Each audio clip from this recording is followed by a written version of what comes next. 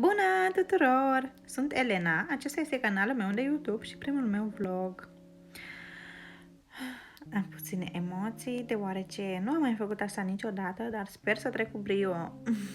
Așa, să luăm de la capăt. În primul meu vlog o să vă spun câteva cuvinte despre mine, să ne cunoaștem mai bine. Am 26 de ani, sunt mămică, locuiesc în Germania de 5 ani împreună cu prietenul meu. În vlogurile pe care o să le fac, o să fie vorba despre rutina mea zilnică de dimineața până seara împreună cu fetița mea,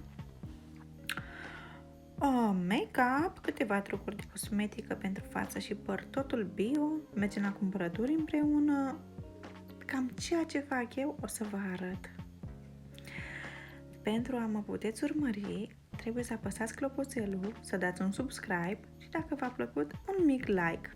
Vă mulțumesc din suflet că v-ați făcut timp să vă uitați la vlogul meu și ne vedem data viitoare!